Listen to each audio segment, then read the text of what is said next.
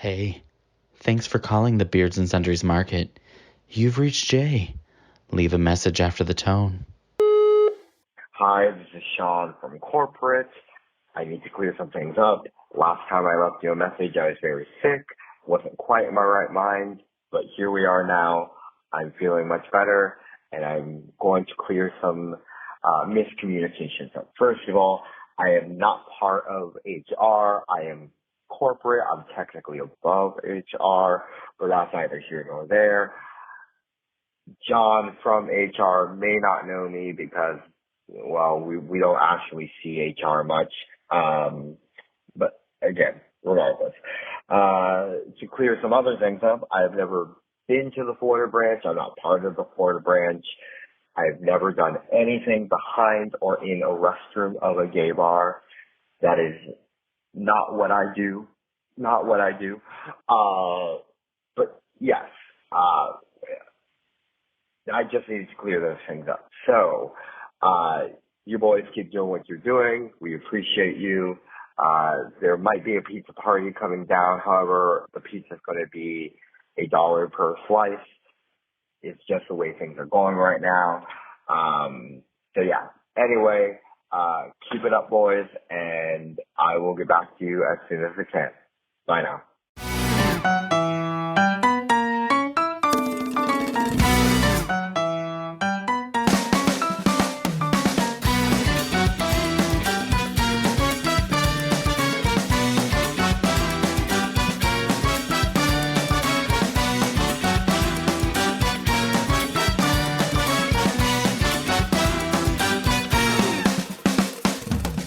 And welcome back. Hello.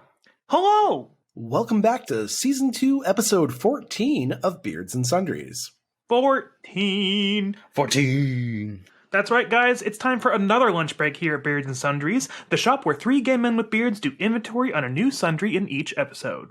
My name is Jay, and I think I saw Peter Rabbit at the bathhouse last week. And I'm Anthony, and you don't have to search that hard to find my eggs. And I'm Joe, and I've definitely got a couple of eggs in my basket. Oh. And today's sundry item is Easter. That's right, beardos. Today is Easter Sunday, the annual day where kids get Easter baskets, dye eggs, go on Easter egg hunts, and some people even go to church. Today, we are going to learn some history about Easter, some fun Easter egg content, including candy, and later on, Jay has some great emails from our inbox. And today, I have a homebrewed game for us, and we have a new game from the Beardos that we're actually going to play this week. Fantastic. Yes, absolutely. Joe, what kind of sundries can I find in my Easter basket? There's definitely some orange Easter grass down there. Dicks. Balls. That's right, guys. If you're new to our show and you're wondering just what the hell a sundry is, the term comes from an old English word meaning odds and ends. Today, it's used mainly in retail to group together items that don't typically have a group of their own. So, as 3 very resurrected gay men with beards, we are using the term to group together the wide range of topics that we cover. Oh, God, that was so great. Yeah, fantastic. We weren't talking the entire time. Woo! I just completely block you guys out at this point. You do so well. I spaced out. You just have your little fun for 30 seconds or so as a treat. Well, before we start on our first topic, perhaps we should address our phone call from corporate, apparently. Fight, fight, fight, fight, fight. This podcast is quickly becoming a flame war between corporate and HR. Which I always thought HR was part of corporate, but I'm confused. So anyway. He's like, as soon as I see HR, it's fucking on site. I feel like actually this is really creating a good vibe for us being in a grocery market, because these are all these faceless like corporate and HR people that we've never like met or known in our entire lives. And we never will. But they're having this dirty, unexplained war that we just get to witness. And let me tell you, that's corporate. Sean, we're also glad that you're feeling better because your last set of voicemails was a little rough. I could tell. Sounded like a 7 a.m. Bloody Mary.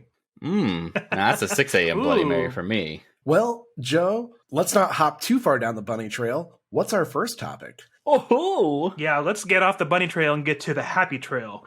So let's do a little bit of history on Easter. Now, there's a lot to trudge through here, but we're going to try and kind of give you the cliff notes, so to speak. Joe, I know the answer to this. It started with religion, right? Right. Yes. Ooh, but it started pre-Christianity. Ooh. It's basically a name for a Christian festival and cultural holiday commemorating the resurrection of Jesus from the dead, described in the New Testament as having occurred on the third day of his burial following his crucifixion by the Romans at Calvary. It is the culmination of the Passion of Jesus Christ, preceded by Lent, a 40-day period of fasting, prayer, and penance. Well, it's 40 days of fasting, except that one day that everybody wanted to eat. What was it? Is that Good Friday? It was St. Patrick's Day? Oh, yeah, that's right. Remember, they were just like, okay, we're fasting, but you know what? We all really want to eat this day, so let's just fucking void that one day. Well, it's Fat Tuesday, which is Mardi me every Gras. Tuesday. That's like the big last hoorah, right? And then Ash Wednesday is the next day where they get the ash on their forehead, and that's the start of Lent, right? I'm always a little ashy, so... I did not grow up religious in my household, but Anthony did. I did. I grew up with Christianity, but fun fact, Beardos, I am largely pagan, I guess would be a right way to say it. So Easter actually, shut up, stems from the Wiccan celebration or the pagan celebration of Ostara, which actually celebrates the spring equinox. For some very familiar things that you might hear about Ostara is about fertility and renewal, and one of its emblems is the rabbit or hare. When Christianity sort of invaded Europe, it began assimilating pagan holidays into its belief system to get a larger group of their people to convert to Christianity, so as to control the people. So like Ostara was converted to Easter, Yule was converted to Christmas, because like who the fuck knows when Jesus was born? So it's the same idea as Mormons owning 23andMe and making me immediately Mormon now when I die. Right, exactly. We're just going to start randomly claiming people so we can be like, haha, numbers are up this week. Yeah, so this is a traditionally pagan holiday called Ostara that celebrates the spring equinox and is a time of renewal and rebirth and fertility. Well, and it's funny that you talk about fertility and rabbits because that brings us to how it ties to the Easter egg. So here you go, Jay. You might want to listen up. So, the egg is an ancient symbol of new life and rebirth. In Christianity, it became associated with Jesus' crucifixion and resurrection. Okay, so the custom of the Easter egg originated in early Christian community of Mesopotamia, who stained eggs red in memory of the blood of Christ, shed at his crucifixion. So, as such, for Christians, the Easter egg is a symbol of the empty tomb. The oldest tradition is to use dyed chicken eggs. In the Eastern Orthodox Church, Easter eggs are blessed by a priest, both in families' baskets, together with other foods forbidden during Great Lent, and alone for distribution or in church or elsewhere. We now dye the eggs for the pastels of Christ. Not just the blood of Christ, the pastels of Christ. I thought it'd be fun to kind of move on and talk about Easter eggs themselves. Is that cool with you guys? Yeah, I got a couple right here for you. They're already dyed orange. Oh, I only have one. Well, there's this company called, I'm not sure if this is the right way to pronounce it. There's this one company called Paz, and all they do is make egg dyeing kits. And I'm on their website right now, and like, there's a lot of different stuff that, I mean, they must have come up with since I was a kid. You guys should go there real quick and we can kind of look over some stuff. PAAS EasterEggs.com. There is a pendulum painting kit that we might want to pick up because this looks kind of cool. This is actually the same shit that you used to just buy all the time to dye your eggs. Yes, remember it was like a cardboard box where the back you could poke out the holes where your eggs would sit when you were done dyeing them. And back when we were youngins, it was very basic. It was like single color. There was a fun kit which came with like a plain crayon where you could write stuff and then the dye would go around it. You could do like half and half dyes. There is some really cool shit on here. Like, there's a crystal growing egg science kit. There's pendulum painting, which pendulum painting is where you have the paint can and you push it and the rope makes it make patterns over a surface. This has it with eggs, and that looks pretty cool, actually, I have to admit. That's all good and well, but when you go to their homepage, the very first picture that pops up in the middle, there are these two bears there, and I'm having a great time refreshing and looking at them. Oh, wow. They are cute. Oh, ooh. They've got some exciting looking eggs. So Beardos, go to the website, if for nothing else. Yeah, they've got like cosmic kits. They've got where you can make your egg look like a robot. They've got like the classics, like regular dye and half kits. I bet they still make the one with the crayon too. But I remember it was always fun to dye them. My mom would always hard boil them first so we could eat them after they were dyed. Yes, that's what we did. You guys, should we dye eggs this weekend? Could be a fun part of Alive. And then we just throw them at people's houses. At your house. Got it, yes. No, not my house. Oh, unless they're boiled, then we could do it at my house. But I kind of want to eat them then after that. So as an adult, I've definitely strayed away from coloring eggs like normal, but I very much have gotten into, you may have heard of these, Fabergé eggs. And so I collect those. Well, yeah, because you're a 70-year-old woman. I believe you. And I have $46,000 to waste on this one that I just found. They're next to all your Judy Garland records and your Mae West films. Oh, guys. Oh, I'm so excited. I think I found the one that I'm going to buy, and it's on eBay, and it's got a diamond or a couple in it, and it's only $79,000 right now. Oh, that's all? Should I make an offer for like $12? Yes. Oh my God, please. These are new kits for 2023. They're really stepping out of their box now. Well, literally, that used to be just a dyed box kit. I always remember how crappy they came out. This one's fun, called Lots of Ooh, Shaken Color. So, Joe, what's next? Well, then, talking about the hair and also the symbolism of the egg, so where did the Easter Bunny come from? So, it says here that the Easter rabbit or the Easter hare is a folkloric figure and symbol of Easter, depicted as a rabbit, sometimes dressed with clothes.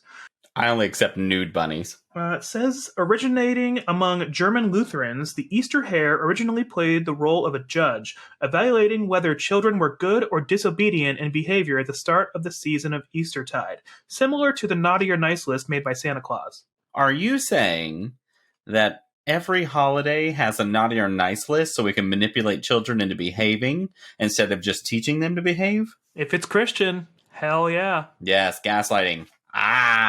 Gaslighting. Anthony, if you behave at the finale, I'll give you a handshake. Oh, here's a picture of a real bunny with some decorated Easter eggs. That's cute. Real bunnies are cute. I mean, they have sex very quickly and repopulate very quickly, but bunnies are really cute. There was a bunny by my mailbox yesterday, and it shocked me when it ran out from under my bushes, and they're just so adorable. I know. I like the big floppy-eared ones, like the big ones. They're like the size of dogs. Mine was just one of those typical outside ones that, usually look a little disheveled, but it was still adorable. Well, and speaking of Easter eggs, that's also a fun term for little things that are hidden in media. So as such, I found an article that is a recap of some fun Easter eggs that are hidden in Pixar films. Ooh! Pixar has a lot of fun with their different movies where they will place things from different movies into the current movie. So here's some fun Easter eggs that you may have noticed or you may never have noticed. The first example I have here is in every single Pixar movie since Toy Story, the Pizza Planet truck makes an appearance somewhere. Pizza Planet is always there. It's really fun in Cars because you see the Pizza Planet truck as a sentient being because he's part of the Cars universe.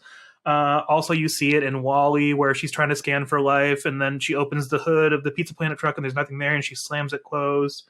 Later on, I think at the end of Finding Nemo, right at the end when they've escaped and they're going across the street at the end, you can see the Pizza Planet truck fly by really quickly. It's really easy to miss. But yeah, the Pizza Planet truck appears in every Pixar film since Toy Story. Well, another one for you. In Monsters, Inc., when Boo is showing Sully around her room, she brings up a really familiar fish in the form of Nemo, and in the form of a figurine. She brings it up to show him, to impress him. So Finding Nemo came out 2 years after Monsters Inc., but they were already hard at work on the film, so they thought it would be fun to put a little mention of Nemo into the movie there. So you can see Nemo in Monsters Inc. 2 years before he even came out. Oh, Nemo's gay? Good for him. Another one here in Finding Nemo itself. This one's very quick. You have to, if it's like a blink and you'll miss it. So when they're showing the little boy reading the comic book in the waiting room before he sees the drill and gets really scared, he's reading a comic book, and on the back cover, you see Mr. Incredible. Also in that same scene, when they're looking around the waiting room, you can see a Buzz Lightyear action figure laying on the ground in the toy corner where all the toys are in the waiting room. Another one here in Wall-E, whenever he's in his little hideout on that giant storage trailer where he's collected all his little trinkets, you can see Carl Fredricksen's walker from Up, the walker that has the tennis balls on the bottom. It's right there in the scene next to the TV. So I was thinking of the movie Inside Out, but because I thought that the family ordered pizza and then like she closed the door and it was in the background, but that wasn't the film after looking it up. In Inside Out, it is only... No, because they went to go get pizza. Yeah, and it is only in the memory orb in Inside Out. Speaking of the memory orbs, there's a scene where Joy is laying on the ground and there's a whole wall of the memory orbs behind her, and you can see the house from Up in one of the orbs. If you Oh, how cute. Now, speaking of Up, in the opening scene where the house starts taking flight and they fly past the little girl's bedroom where she's playing with her little toy plane, and then she runs to the window to see the house flying by. If you look down in the corner by her bed, you can see the Lotso hugging bear from Toy Story 3. The guy who turns out to be the villain. Aww. He's laying right there beside her bed. How cute. Boy, Pizza Planet really does good business. Yeah, they're out of this world. And then another fun one from Inside Out that I never saw, but I thought was really interesting, was if you look at a scene where they're looking at a coffee table in their house, their old house before they moved to San Francisco, you can see a magazine in a basket, and on the cover is Colette from Ratatouille. So I guess at this point she's become a household name in cooking and become a top chef in the world. So love that journey for her. Well, that's kind of cute. That just shows how supportive Linguini was of his girlfriend. God, that makes me hungry again. Is a scene in Toy Story 3 where you look up on Andy's bulletin board and you can see a postcard from Carl and Ellie from Up. So they know him somehow, which I thought was really interesting and a fun tie-in. I had leftover pizza this today after work, and it was from... I made it this weekend, and I might have mastered my deep dish recipe. I did buy a cast iron deep dish pizza pan, though. I remember you telling us about that. I've seen those before. Worth it. On Sunday for lunch, my boyfriend was craving cucumber sandwiches, and I was craving egg salad sandwiches. So I just made both, and it was like this very light feeling lunch. You made tea sandwiches. Do what? You made tea sandwiches. Yeah, and I think I found the perfect egg salad recipe. I'm in love with it. I had it last night with just crackers for dinner. It was so good. And then one last one I have here is from their latest film that just came out last year, Turning Red. Fantastic film, by the way. I highly recommend it if you haven't seen it. So Miriam's skateboard, as they're walking to school, has a collection of stickers, as you would typically see on a skateboard. And one of them is none other than Buzz Lightyear. So Buzz Lightyear makes yet another appearance in a Pixar film in the background. So there are some fun little Easter eggs found in Pixar films that I thought were interesting. When I was a kid, we lived out in the middle of nowhere country. We had literally no cement anywhere on our property, and I owned a skateboard. Never was able to use it. I remember being at the store being like, I want one. And my sister was like, me too. So we both got one. Never touched it. Couldn't do anything with it. You didn't skate on the chat piles? Did you guys not have like at least a couple of paved streets? No, we lived 2 miles from town. And then in town, okay. It was, the town was established in the 1800s and did no developing after the 1950s. So all the sidewalks were just shit. So then we have another subtopic on our list here, and this one's from Anthony, fittingly, and it's called Things We Do on Easter as Hedonistic Pagan Adults. So what do you mean by that, Anthony? So Joe and I do celebrate Easter, but we don't really celebrate Easter. We have a little like thing on Easter Day where we do a rack of pork. Yeah, we do racket pork. We kind of like sit around the house, relax, and do our own thing. I kind of want to know what like you guys do as adults now. Now that we don't have to do the whole Christian thing, do you guys go out and get Cadbury eggs? Do you do what are the things you indulge in that are Easter-esque that you still enjoy without having to actually celebrate the holiday? Because fuck that. I'll tell you that on Easter Sunday afternoon, leading into post-Easter Monday, is the time to go shopping for candy because it is at rock bottom prices. Bottom. My most important thing is looking for Reese's eggs. That's mainly what I do. If once in a blue moon, my friends and I will do a lunch, and it's mainly because I'm gifted a ham from one of my contractors. Yes. And so I fucking love ham. I need to use this 20-pound ham that's in my freezer. And so I just am like, let's do something. So did you end up with a 20-pound ham this year? I do have a ham in my freezer. You have a side-by-side. How'd you fit a 20-pound ham in there? I have a little tiny chest freezer in the garage. Oh, okay. So do we. He's storing it in Frank's butt for safekeeping. It's defrosting. He looks like this right now. He looks like straight here, and then just like wide ass, like he looks like Martha Stewart when she eats the turkey through her ass on South Park. His sundries are looking pretty crazy in those shorts right now. I'm not a huge ham freak, but it is a really delicious ham. Hey, you are not huge. You're just a ham freak. Thank you.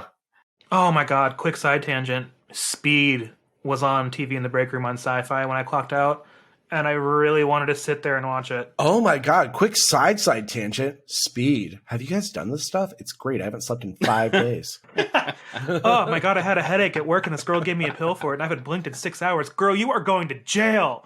Guys, quick side tangent. I speed a lot when I drive. On Speed. Watching Speed.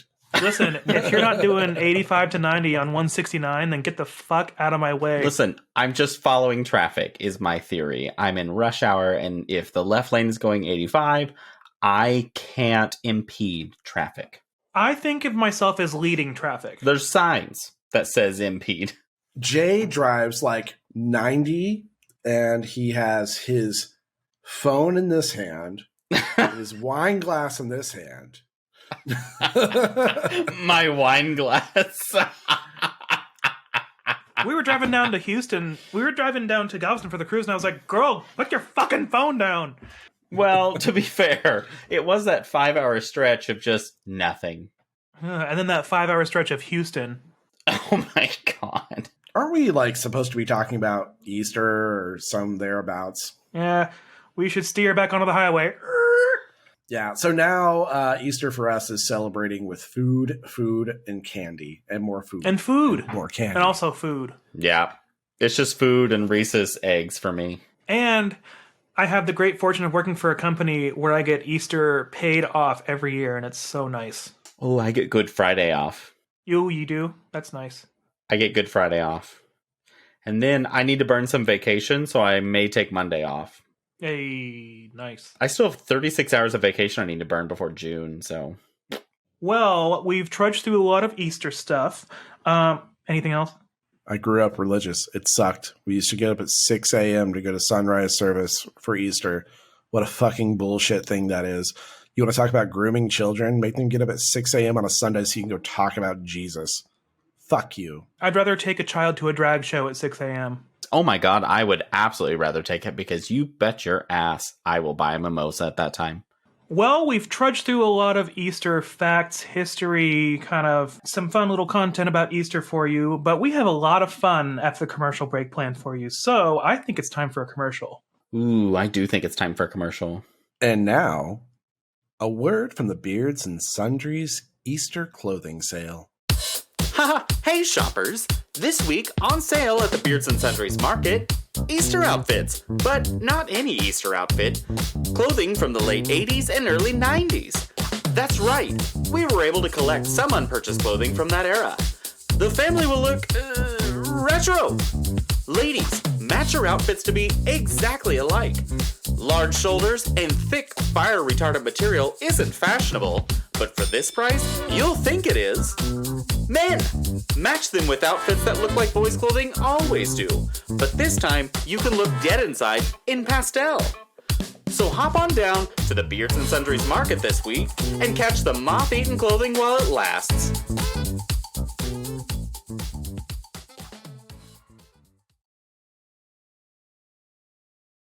Hey guys, make sure you follow and subscribe to our podcast so you can receive a notification every Sunday when a new episode drops. You know what I love about the Beards and Sundries Easter clothing sale? What's that? What? What, Anthony? What? You remember that armor the Green Ranger had in the Power Rangers that had the giant fucking shoulders? I found that there. Ooh, I remember. Oh, wow. You know what I love about the clothing sale? Looking, retro.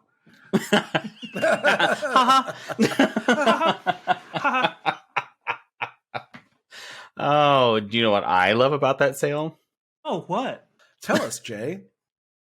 I will tell you. It's moth-eaten, so you know it's authentic. Hey, a quick joke for you.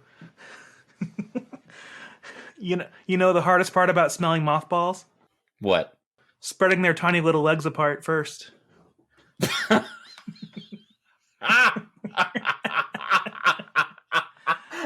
Giggity. I fucking hate you. That's both the reactions I was looking for. Just Anthony's stern silence and Jay's just hackle. Oh, God, Joe. Fuck off. I'm so tired of being here. Here's another one. Why can't you hear the Easter Bunny having sex? Oh, no. Because he has cotton balls. Oh, so soft, though. Yeah. Yeah. Cool. Haha. Well, that's all fun and good. And I promise we are working on merch. Joe keeps promising this, and he doesn't know that I'm just being lazy about this because it's a lot of fucking work. It's actually really funny that Joe and I keep promising about the merch, but it's Jay's job. It's not Jay's job. Jay's the most creative with the craft.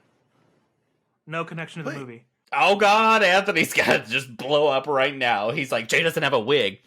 But you know what, Anthony? This is a wig the whole time. Oh, God, we're spiraling. Okay, back on track. We got to have something to check out. Jay, you found another podcast. Do you have something to check out this week? Actually, I do. We were contacted by a podcast, so I looked them up, and I kind of enjoy it now. And it's called the Lost Spaces Podcast. And I'll just read it the way he described it. Each week, I talk to a different person about a venue from their past and use this as a jumping off point to find out about them, their coming out journey, and how they navigated the world and what they've learned along the way. It's more of a rambling chat than an interview, but detours are very much encouraged. You're a lot like my Oklahoma history teacher who just would be reading from the Oklahoma history book and just lean forward slowly until he wasn't reading anymore and he'd be asleep the entire class. So I was reading, and I'm getting old and tired, my contact moved, and then I jumped lines, and I was like, what I just said makes no sense. It's the Boda. What variety are you drinking this week? Actually, I am trying Wine Cube instead of Boda. Wine Cube. What a creative name. Ooh, how is it? So, I like Boda's Pinot Grigio more, but I am in love with Wine Cube's Rosé more. I like Boda's Moscato a lot. It's fucking banging. Moscato is way too sweet for me. I like a Pinot Grigio and I like a Chardonnay. I am more susceptible to hangovers with Chardonnay than I am Pinot Grigio. I had that problem too. It's something tannins. It's the tannins. It's all the tannins. So tan. It couldn't be the dehydration. Yeah, no, it definitely couldn't be just the alcohol in general, but... Well, what a great new podcast to add to our repertoire. Thanks a lot, Jay. You're so welcome, Joe. So glad I could help. Put them on your playlist. It's already there. So, moving on in our fun post-commercial content, Jay, is there anything in our inbox this week? There is, and Joe, your mom, has messaged us. My mom again. Hi, Mom. She was talking about the original movie that the Birdcage was inspired off of, and said Rich and Jane loved that movie in the 80s, and neither of them cared for Robin and Nathan's version when it came out, but grew to like it thanks to Gene Hackman. Anthony, the American version was written by the guy that wrote the original. Truly, you guys should watch that version too, but subtitles are definitely worth it. Joe, don't get COVID again. I'm sorry. What the fuck is wrong with you? I work with the public. Have you had all of your shots? Yikes. Take care, please. Jay, hi, and behave. We love you too. She just told you to behave like a blanket statement, like, get your shit right. I know. Good for her. She's so right. I need to get it together. And then she sent an image of the original film and said, I hope you get Tubi because that's where it's at. Well, thank you, Mom, for that fun email. Wait, we have something else that is a Beardo submitted sundry, right? So Damien commented and said that he loves that his comment helped to get Anthony to think about watching The Birdcage.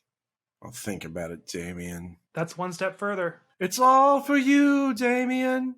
And then he said, also love that Anthony's all like, who fucking doesn't love, and then says a specific movie when we're talking about a huge gay movie that he has never seen. And then, as he always says in his comments, he said, great episode, y'all. Keep up the good work. Always a highlight to my day. So, Damien, thank you so much for being loyal and cool and trashing on Anthony like us. It's also fun that you mention that trope of saying, who the fuck hasn't blah, blah, blah for the gay community, because that brings us to our newest game, courtesy of our Beardo Anthony from San Antonio, called Clutch Them Pearls. Ooh, Anthony, thank you for this. We put it in this week because we were kind of excited to do this.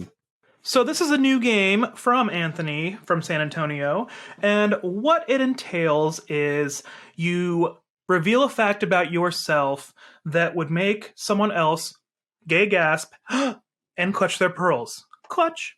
And so what we did, we each compiled 5 things about ourselves that might make our Beardo community gay gasp and clutch them pearls. So we're going to go through them individually one at a time, and we're going to do some discussion. So I think I've got mine in order of kind of tame to more scandaloso. So who wants to go first with their first fact about themselves? Jay, you want to go first? I'll go first. All right. Hit us with your first one. I'm just going to go crazy with this. I hate cleaning my bathroom floor, so I sit when I pee. That's not too shocking. No, that's not clutching my pearls. I know. I wanted to start with that one because it wasn't that much, but... Little fun fact for you out there. I have a bit of an upward curve, so I too, especially in the morning, like to sit down to pee. Amen. Because I don't want to risk it. I have a bit of an upward curve as well. And Anthony just stands anyways. no, I have just like... Especially when I'm soft, it's like the right length to spray like between the toilet seat and like the toilet itself, unless I'm careful. So I have to like hold it down, which is really annoying. Like in Me, Myself, and Irene, where he's like holding the picture down. Yeah. My penis is so long that I have to like roll it up and drop it into the water. I have to put it down the entire drain of the toilet. It just goes through like the right angle that I'm like, oh no. Well, good one, Jay. I know. I was just like, I'll start with that one. My pearls are not clutched though, so sorry. Oh. Okay, Anthony, you want to go next? Yeah, I'll go next. I don't know who Jojo Siwa is. Okay, I'm clutching. I know, and it's fine not to know, so I'm not clutching. Okay, I have no fucking clue who she is. What she's doing I think is important for children currently, because she came up in fame being this icon for kids as like a music star, fun, bubbly, and then she came out. So she had this huge following, all of these fans, but now they're following an LGBT person. So all the parents didn't know what to do because their kids love JoJo Siwa, but now it's a different version of JoJo Siwa to them, but to their kids, she's still the same. So that's why I like her a lot, because she does what she wants. So she's gay. You should read up on her because she's very interesting, and I admire her a lot. Oh, sorry. She's queer. I don't know. I'm still an old person where I say the wrong stuff. I'm just ignorant. I don't think that's necessarily wrong. It's a matter of self-identification. Like, I identify as queer because, like, there are plenty of people that I'm attracted to that are not, they don't identify as men. To the point where I identify as I don't fucking care, and I'm gonna love whoever the fuck I want to love. Exactly. That's too much work to identify anymore. My pronouns are none. Do not refer to me ever. For all intents and purposes, I do not exist. I'll go ahead and go next. Are we keeping score here? Sure. Anthony, do you want to? Yeah, I'll do it. By how many like pearls get clutched? Yeah, I guess you could just tally how many times somebody clutches. Yeah. All right. Well, then I'll go with my first one. I think that carpool karaoke is exhausting, and I do not like James Corden at all. Thank God. Yeah, fine. I fucking hate him. Good. At least we're all in agreement there. They're towed around. He's not even driving. Fuck it. It's for a show. I don't care. He's not driving. The car is on a trailer. He's not funny to me. He's not funny. I thought I enjoyed him when I first figured him out. I don't like him, so no. As a former server, I took offense of him yelling at that server. The more I get to know about James Corden, the more I hate him. I didn't even know about that because I care so little about him. I don't pay attention. Yeah. Ugh. Blech. Okay. Well, no pearls clutched. Okay. Next one, Jay, your turn. Okay, so my next one was when I was 17, I was dating men in their mid and later 20s. I'm not going to clutch my pearls, but only because when I was 27, I dated an 18-year-old, and you both know this. But 18 is perfectly legal? Technically in Kansas. I know. 16 is legal. It's just questionable. I'm not going to clutch my pearls because you are currently a 30-something inside a 70-year-old brain. So back then, at 17, you would definitely be dating someone close to 30. Joe, I'm going to tell you, Jay aged a lot in just a few years. Mentally. Thanks, Anthony. I don't think that's a compliment, but thank you. From the snarky little bitch who was mad that I was at his house at all. Oh, yeah. Yeah. You, my ex at that time, which is well over a decade ago, complimented how much he thought you were hot, and I was a super jealous, snarky bitch back then. And now look at us, we're besties. Yeah, we're besties, and I don't even know where your ex is in his life. I don't even know. And who cares? Yeah, I don't pay attention because I don't give a shit. The reason I mentioned my 17 dating that was just because I was like, that should be questionable for those older men to be dating somebody so young. For sure.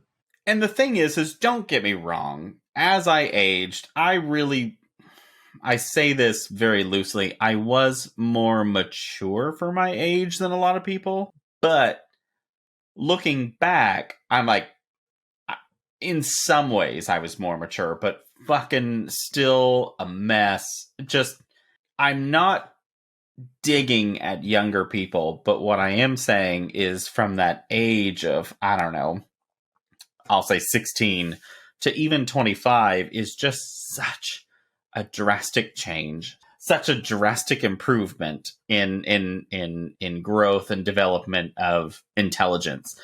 And that's not the same for everybody. I've known very mature 20-year-olds and I've known very immature 60-year-olds. So it's only a number. I've known some very, very immature 60-year-olds. Okay, anyways, back to clutching your pearls. It's your turn, I think, Anthony. Okay. The dad from Inside Out just isn't that hot. Oof! Blasphemy! I don't think it. I'm not interested. Interested. I'm up just thinking about him. I didn't exactly clutch my pearl, but I did a heavy sigh because I disagree with you. I disagree fully. I mean, you're going to have to decide whether to clutch your pearls or not, because points are awarded based off of, like... You know what? Go ahead and clutch them, because it was a little shocking. Take it as a clutch. He did the dad mustache look before it kind of fell through the groups where it's popular today, and I'm on board for it. I want to ride. Anyways, Joe, I think it's your turn. Yeah, because Anthony's trash. Please, Joe, continue. I think that the film Megan did way more for the gay community than the movie Bros. 100% agree. Yeah, I agree with that 100%. Okay, well, good. You're both right. I'm sorry I'm not clutching my pearls because I want to give you points, but, like, you're right. I agreed. Bros is, I feel like it's typical gay show. It's like if Hallmark tried to do a funny gay movie. Yeah, when Megan is like, everyone... She's dancing. Yeah, it really absorbed the community accidentally, and it was like, yeah, yep. Jay, I think it's your turn. Make us clutch our pearls. My third clutch is, I'm not going to say that I hate it because it has some parts. I don't enjoy Priscilla, Queen of the Desert. I'm going to clutch. I'm going to clutch. For me, this is clutch. I'm not going to clutch. It's a little more niche than some of the classic gay iconic films, I think. I get it. I get where it's coming from. I think I'm trash. I don't enjoy it. I mean, besides the scene where she's in that random bar and say, light your tampon and blow your box out, because that's the only bang you're gonna get. It's fine. It's fine. Sorry, gays. I'm not a good gay. Oh, is it my turn? What's your next one, Anthony? Just do it. Just do it. This may not make either of you clutch your pearls, but this might make some of our listeners clutch their pearls. I don't particularly care for Barbra Streisand. Like, no. Clutch. I couldn't tell you what she's famous for or anything. I'm going to clutch too. Anthony. I'm going to clutch too. She's a little before current times, but she was so popular back then. Have you taken the time to, like, look her up at all? Nope. Oh, Anthony, She was so important on South Park. The only role that I know of hers is Mecha Streisand from South Park. Ba-boo-da, ba-boo-da. I think, wasn't she in Oklahoma? Like, an iteration of Oklahoma? If she was, I don't remember. I didn't, like, follow her religiously. No, that was Bette Midler. So that's the problem, is that was Bette Midler, and I know about Bette Midler, and I love Bette Midler. I don't know anything about Barbra Streisand, and I haven't. You love Bette Midler, but you're confusing her with Barbra Streisand. Is that making clutch your pearls again? Yeah, you're getting an extra half clutch. Like I'm like reaching up for them, but you're ripping them now. I'm like reaching up for them, but I haven't like fully grabbed them. Anyways, isn't it Joe's turn? Well, for now, my third one. I thought I could also get Jay with this one too. So I have only seen 2 musicals in real life: The Book of Mormon and West Side Story, and that's it. Okay. Did you watch West Side Story second or first? I watched West Side Story back in college. It's my sister's favorite musical, so I took her for her birthday. If you watched West Side Story and went, musicals aren't my thing, I will actually allow that, because I like several songs from West Side Story, weirdly enough, but the movie bores me. I will say, though, that the remake was a little bit better than the original, in my opinion. Peter, no one likes your Pata songs. America.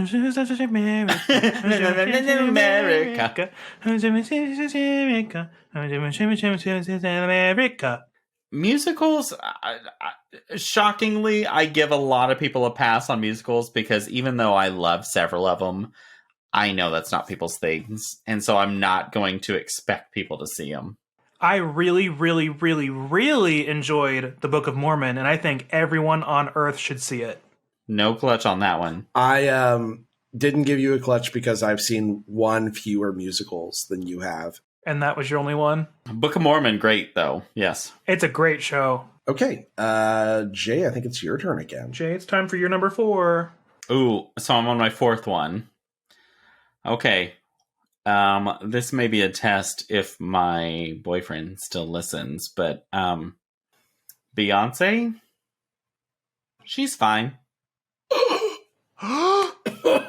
Clutched. I don't obsess over her. Not just clutched, gooped, gagged, plucked. I don't obsess over her. You don't like Beyonce? No. I'm fine with her, but No. That's lukewarm is not enough. when people are like, ah, I'm just like, You better sleep with one eye open tonight. The Illuminati's gonna get you. The beehive is descending. okay, it's Beyonce. I'm like, I know I don't hate her stuff at all, but I don't obsess over it like the gay community does. It's just not. You know what, Jay? To the left. Everything you own in a box to the left. And I deserve this. There are things Beyonce could tell me to do certain things, and I would do them without question. Period. I like her. She's fine, but I don't obsess. I feel comfortable that so far I've got the most audible gasps. Yeah, that's a good one. Right now, coming into my 4th round, the score is 3 Jay, 5 me, and Joe 0. Joe has not gotten us to grasp our pearls at all. I had a lot of trouble coming up with these. Anyways, okay, number 4 for me is that most of Mariah Carey's music is absolutely unremarkable. I'm not clutching because I can only think of like 3 or 4 that I like, and she has a lot more than that. I'm not clutching only because I'm like, wow, that okay. I'm not gonna clutch because I halfway agree. I just like the ones that I like a lot. I don't feel like I clutched on that. All right. So number 4 for me, I do not like the song "Running Up That Hill" by Kate Bush. Oh, God. you've got a clutch. I saved doozies for number 4 and 5. Do you watch Stranger Things at all? So here's the controversial opinion. I have not watched season 4. So I can see why you're clutching, because Anthony has told me that the scene where the song plays is a big part of why the song is good. The song is great on its own. It introduced me to that song. And then I'm almost positive if I wouldn't have watched that scene, I probably wouldn't enjoy the song as much. But now the song just hits perfect. And I'm like, this is her best song ever. This is the part of the song that grinds my fucking gears. It's the part where it's whammer, whammer, whammer. I hate that. It's so annoying to me. I don't know why. It sounds like a virtual frog ribbiting to me, and it's all I can center on. I had to look up Kate Bush because I was like, what else does she sing? Because I recognize that name. And if you played Grand Theft Auto Vice City and listened to one of their 80s radio stations, she also had a song that was called Wow. Really? And I have the song downloaded because I remember how much I hated this song. But she's like, wow, wow, wow. It's terrible. That is like half of the song. And so I remember being like, I can't stand her, but Running Up That Hill, great song.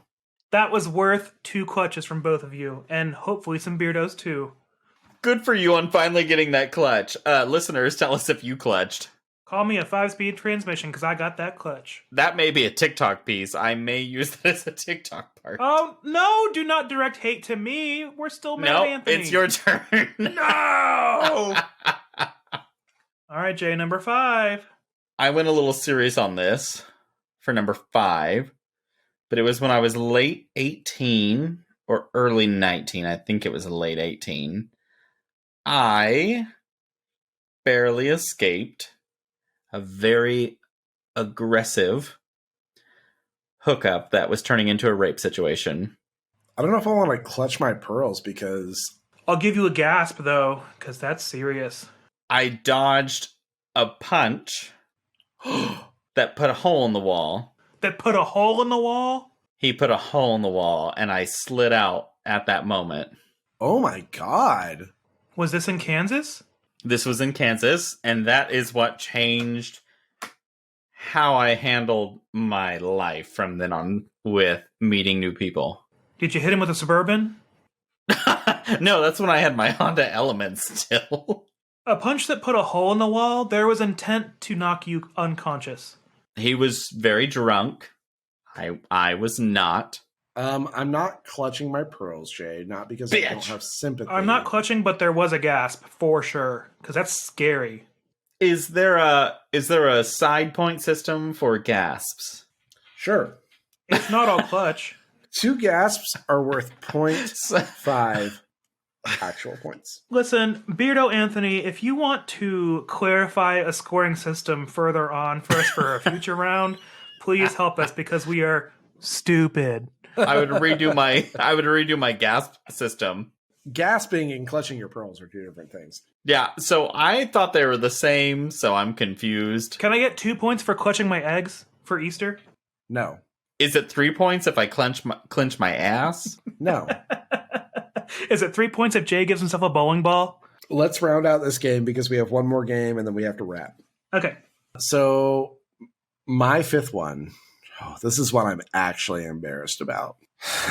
I have never seen the Rocky Horror Picture Show. I'm actually not going to gasp because I'm going to add to that and say I don't care for it. Whoa. I'm going to say that I'm not shocked. I have watched the film, but I have friends that are so devoted to it that they have gone to the actual live shows, the live screenings. I've seen the movies. I've seen live. I can understand why some of our beardos might gasp and clutch their pearls, but I'm not going to. I love Tim Curry and I love Susan Sarandon. Tim Curry in Clue. Tim Curry in Rocky Horror Picture Show. Clue, Clue, Clue, Clue, Clue, all the way. I'll watch Clue 20 times in a day. I don't want to watch Rocky Horror Picture Show. Anthony, I'm a musical lover, and I can't get into it. I feel that. I've tried numerous times, and it's not my thing. You know what? I accept this. So, Joe, now's your chance. You can take the lead. You got a 0.5 point. 3.5 points right now. I'm probably not going to get either of you with this, but I'm hoping to get some Beardo clutches. Since season 3, I have only watched one single full episode of RuPaul's Drag Race, and that was at a watch party, and I barely watched it. I was there, and I also barely watched it, and I remember waiting for someone to leave so that we could also leave. So here's the thing. I like the show as an idea, and I understand that it has its fan base, and they are a very devoted fan base, and that's fine. It's just not something I obsess over and follow actively. Do I think it's great and very healthy for the community? Yes, because it opens discussions, and it shows the community, and it educates people. It's just not something that I obsess over. And I actually won't judge you, because when when the Drag Race first came out, I still had my internal homophobia against drag queens in general, and so I didn't watch it then. Then, as I got past that and became a respectable adult, I never got into it just because I don't like shows that feel overly staged and drama. And they feed them lines like crazy. I still respect the show substantially because I love to see what these people can create. I mean, the outfits I've seen from that show, there are some phenomenal people out there, and I love that.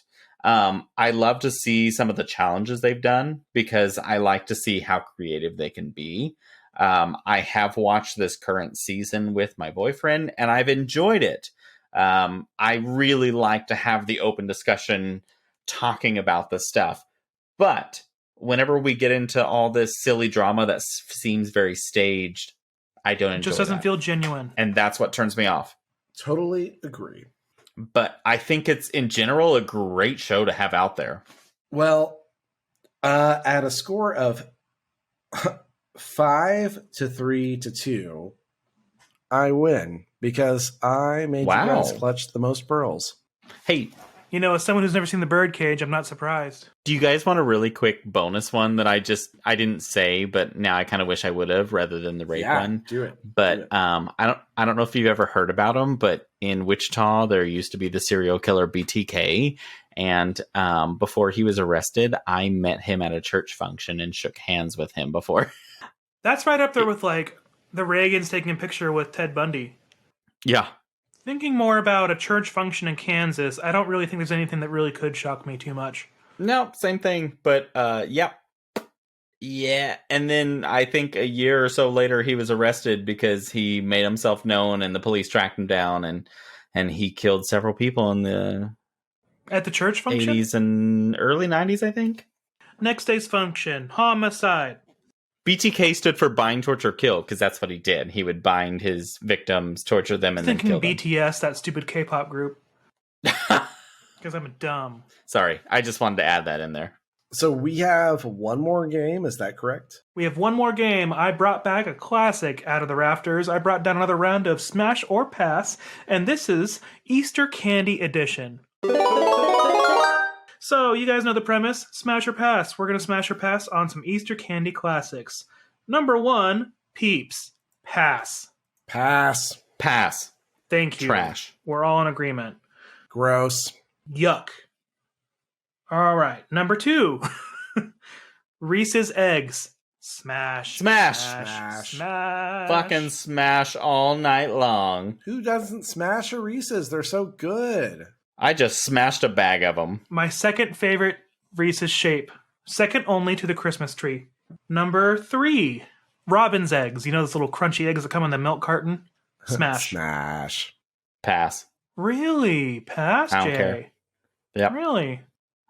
They're very similar to Whoppers. I like them a lot. Number 4, the Chocolate Easter Bunny. I'm going to pass because usually they're hollow and they're kind of just meh. Pass. Exactly. Pass. It's like gross chocolate. It's not even good chocolate. Yeah, it's like the chocolate leftovers. It's too sweet. I need dark chocolate bunnies and I might be okay. Number 5, Cadbury Cream Eggs.